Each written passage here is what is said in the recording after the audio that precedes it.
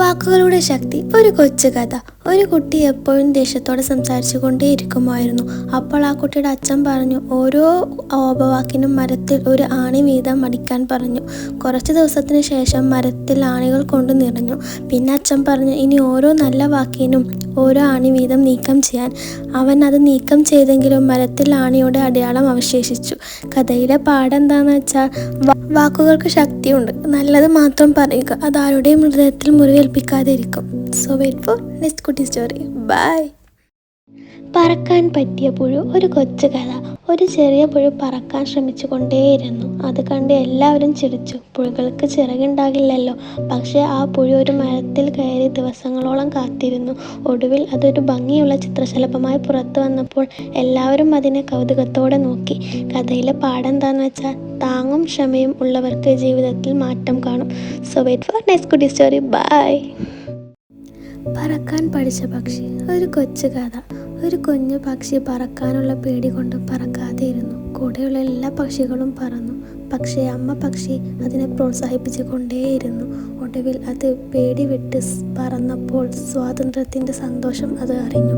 ഇതിലെ പാഠം എന്താണെന്ന് വെച്ചാൽ, പേടി വിട്ടാൽ സാധ്യതകൾ കൂടും. സോ വെയിറ്റ് ഫോർ നെക്സ്റ്റ് കുട്ടി സ്റ്റോറി. ബൈ. കല്ലും ശില്പിയും. ഒരു കൊച്ചു കഥ. ഒരു കൊച്ചുകുട്ടി കല്ലിൽ പതുക്കെ അടിച്ചുകൊണ്ടേയിരുന്നു.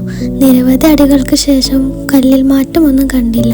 100 അടിക്ക് ശേഷം കല്ല് രണ്ടായി പിളർന്നു. ആ പിളർച്ച വന്നത് അവസാനത്തെ അടി കാരണമല്ല, മുൻപുള്ള എല്ലാ അടികളും ചേർന്നാണ്. കഥയിലെ പാഠം എന്താണെന്ന് വെച്ചാൽ, ക്ഷമയോടെ സ്ഥിരമായി പരിശ്രമിച്ചാൽ ഫലം ഉറപ്പാണ്. സോ വെയിറ്റ് ഫോർ നെക്സ്റ്റ് കുട്ടി സ്റ്റോറി. ബൈ. ബുദ്ധിയുള്ള കാക്ക. ഒരു കൊച്ചു കഥ. ഒരു ദിവസം ഒരു കാക്കക്ക് വളരെ ദാഹം കൊണ്ട് വലഞ്ഞു. അത് പല സ്ഥലങ്ങളിലും വെള്ളം തേടി പറന്നു. ഒടുവിൽ ഒരു കുടം കണ്ടു. പക്ഷെ വെള്ളം കുറവായിരുന്നു. കാക്ക ചിന്തിച്ചു. ചുറ്റുമുള്ള ചെറുകല്ലുകൾ എടുത്ത് കുടത്തിലിട്ടു. വെള്ളം മുകളിലേക്ക് വന്നു. കാക്ക സന്തോഷത്തോടെ വെള്ളം കുടിച്ച് പാറുകയും ചെയ്തു. കഥയിലെ പാഠം എന്താണെന്ന് വെച്ചാൽ, ബുദ്ധി ഉണ്ടെങ്കിൽ വഴി കണ്ടെത്താം. So wait for next story. Bye. ബുദ്ധിമാനായ മുയൽ. ഒരു കൊച്ചു കഥ. ഒരു കാട്ടിൽ ഒരു ബുദ്ധിമാനായ മുയലുണ്ടായിരുന്നു.